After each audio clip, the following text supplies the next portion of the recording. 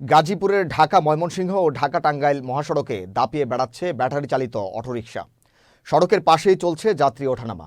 এমনকি মহাসড়কে গড়ে তোলা হয়েছে অটোরিকশা স্ট্যান্ড। ফলে বেড়েই চলেছে যানজট ও দুর্ঘটনা। সাধারণ মানুষ বলছেন এর জন্য দায়ী অটোরিকশা ও আজমেরি পরিবহন। প্রশাসন বলছে আইন না মানলে নেওয়া হবে ব্যবস্থা। গাজীপুর প্রতিনিধি মোশাররফ হোসেনের পাঠানো তথ্য ও চিত্রে বিস্তারিত ডেস্ক রিপোর্টে। জনবহুল শিল্প ও বাণিজ্যিক এলাকা গাজীপুর। সড়কে মহাসড়কে যানবাহনের ছোটাছুটি। এই ব্যস্ত নগরীর দুই মহাসড়কে দাপিয়ে বেড়াচ্ছে ব্যাটারি চালিত অটোরিকশা।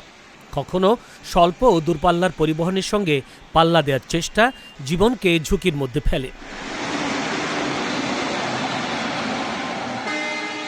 সড়কে নিয়মিত চলাচল করা যাত্রীরা বলছেন দুর্ঘটনার বড় কারণ মহাসড়কে 3 চাকার যান। এই অবস্থায় অবৈধ অটোরিকশা চলাচল বন্ধে আইনি ব্যবস্থা নেয়ার দাবি যাত্রীদের।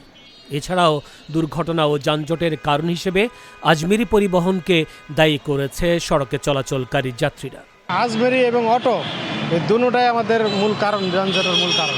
এই পাশ দিয়ে এক গাড়ি আসতেছে, ওই পাশ দিয়ে আরেক গাড়ি আসতেছে, ওই সময় লাগে যায় গাড়িতে।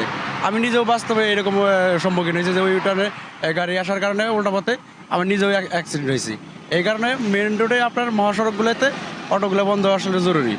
মহাসড়ক থেকে যদি অটো উঠায় নেয় তাহলে দুর্ঘটনা কম থাকে, ঠিক আছে। আর এই অটোর কারণে অনেক দুর্ঘটনা ঘটে। যে স্পিডে অটো চলে ওই স্পিডে অটো চলা ঠিক না। যে মহাসড়ক ছাড়া যদি বাইর লাইনে অটো চলা যায় সবচেয়ে সুন্দর। এই অটোতে অনেক সময় আমিও এরকম অ্যাক্সিডেন্ট হওয়ার সম্ভাবনা হয়েছি। তবে অবৈধ যান চলাচল বন্ধে ব্যবস্থা নেওয়ার কথা জানিয়েছেন গাজীপুর মেট্রোপলিটন ট্রাফিক বিভাগের প্রধান।